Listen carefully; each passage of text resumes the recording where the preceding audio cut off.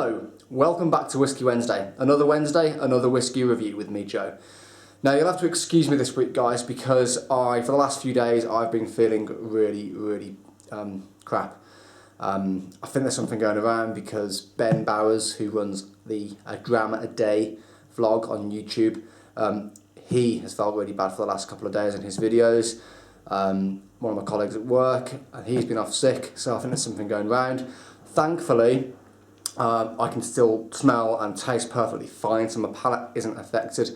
I just feel really bloody dreadful. So I'm going to get through this. It is the Highland Park 25 I'm reviewing, and obviously I'm saving myself a bit anyway, because I'm going to try it again when I'm feeling a little bit better. But thankfully, as crap as I feel now, I can still taste and smell perfectly fine, which is good, because if I had a cold, in terms of if my nose was blocked up or whatever, I wouldn't want to actually do the review, but thankfully that's not the case. So, Highland Park 25-year-old. I've been wanting to try this whiskey for so long. It is one of the most highly rated, highly regarded single malts in the world. I've only heard good things about it, and I'm just super psyched. So let me pour some out. This is the first time I've ever tried this, so very excited. Again, I apologise if I sneeze at any point during this video. So I'm going to leave myself a good amount of that to actually get into later. But there's enough in the glass. Let me just pop this back on. In fact, I can go over there. So Highland Park, as I've said before in my previous videos, it's an Orkney distillery, right the way up on the Isle of Orkney. They predominantly use sherry casks for maturation. They have their own floor maltings, which they use for a proportion of their spirit. They use peat, which comes from Orkney. This is bottled at 48.1%. So let's get to the nose. This is so exciting. I've heard amazing things about this. So yeah, justified. That's incredible. Oh wow. Wow. Okay, there's a certain smell. When you get to whiskies of a certain age, they kind of go to this point where they start smelling antique. So this smells like an old kind of antique tea chest. There's a herbaceous note. There's a kind of, you know, root beer in America. You can get it in the UK as well, not that often, but you can get root beer. So there's that slight kind of like menthol root beer, isn't it? It's a kind of slight menthol quality. There's sherry, but it's kind of old sherry. There's a lot of European note going on here. That nose is incredible. There's old toffee. This is just, you put your nose in the glass and it's just reminiscent of kind of oldie worldy things, if that makes sense. There's some kind of old Manuka honey. Leather. Proper leather.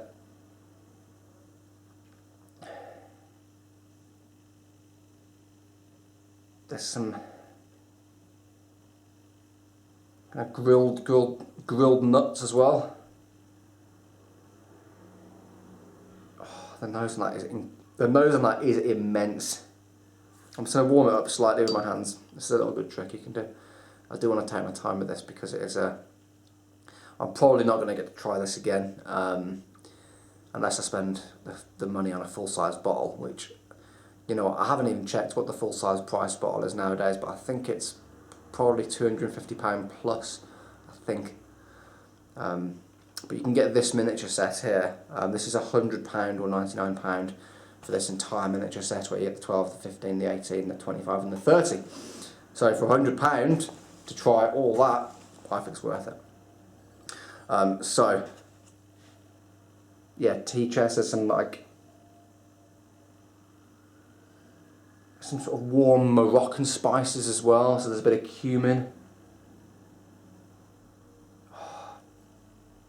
cinnamon, nutmeg especially. That is gorgeous. Right, I'm gonna have a taste. I could genuinely nose that probably all day. I could wear that as cologne. Right.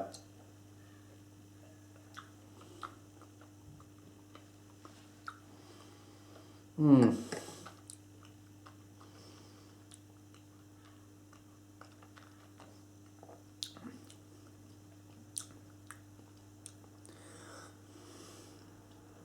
That is astonishingly good. Now, as awful as I feel at the moment, that has actually perked me up. That is immense in its eloquence, in its delivery, in its balance, in its finish. And that was the first taste. That's the first whiskey I've had all day. Let's give it another taste. Wow. There is so much going on.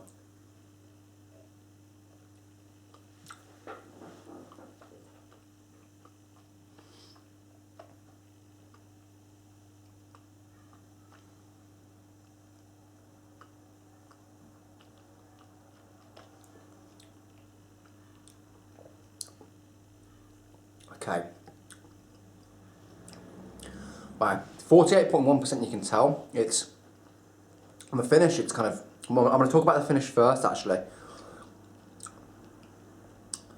Quite drying, spice, all this part of my mouth, the sides of my mouth are dried out. European oak, nutmeg, cinnamon. That's all the kind of the spices I'm getting. On the palate, I will tell you. Hang on.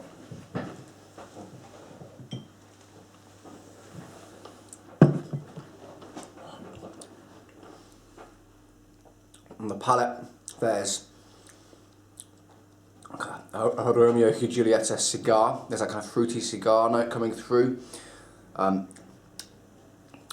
Tobacco, rich toffee, treacle coming through. Black tea. That slight kind of Orkney style peat, that heather. Wow, that is one hell of a whiskey. I'm going to put a tiny little bit of water in this, and I know I don't do it normally, but I'm going to put it in there. Just literally 3 drops, I think that's all it's going to need.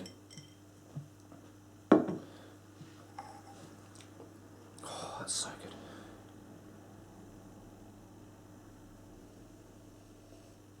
You can smell the malt, kind of biscuity malt, digestives.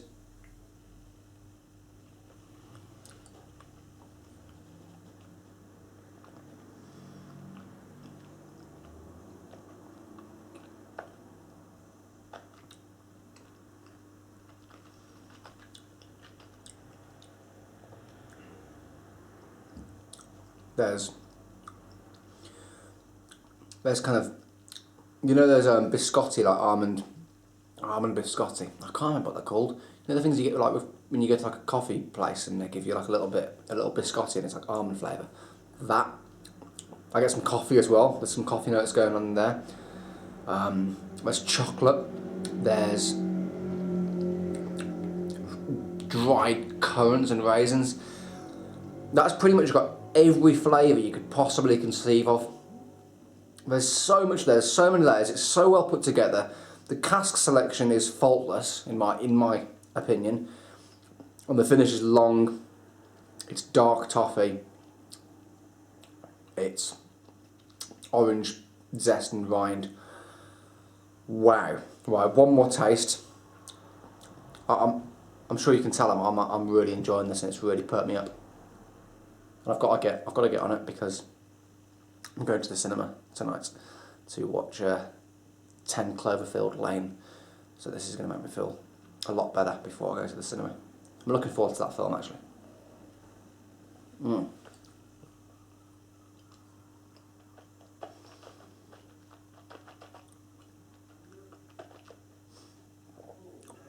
That to me is going up there with my, oh, it's so good. It's so good. Honestly, it's ridiculous. That is I think you know already what I'm going to say. It's a 10 out of 10 from me. That is a perfect whisky. It's going up there with some of my favourite whiskies I have ever tried. That to me is faultless. There is nothing wrong going on there. Whoever's put that together at Highland Park, the master blender, the master distiller, and everyone else in between who's put that together. The person who drove the forklift with the cask onto the warehouse to put the casks in the warehouse. The team that came together to make that are utter geniuses. And it's a 10 out of 10 whisky, the Highland Park 25. Please let me know if you've had it. I know a lot of you have been looking forward to this review, as I have. I've got that much left. I've got a decent amount left of the bottle as well, and I'm going to retry it when I'm feeling a lot better. But that has perked me up. Ben, a dram a day. I hope you're feeling better soon, mate. Hope at some point in your video I'm going to come up and record a review with you to do a little collaboration. Get you on Whiskey Wednesday, and I'll hopefully get on a dram a day. Anyone who's tried this, let me know. Is it your favourite whisky? I mean, that's probably my top 5 now. Yeah, it's stunning. It's absolutely stunning. Anyway, I've waffled on for far too long because that whisky is damn good. It's a 10 out of 10. There's not many whiskies I get 10 out of 10. I can understand why people love it so much. Thank you, as always, so much for watching. Thank you for being patient with me this week, because I know it's been a long one and I've waffled on. But I will see you again next week for the 30-year-old. Very exciting, an extra 5 years. Cheers, guys. Bye-bye.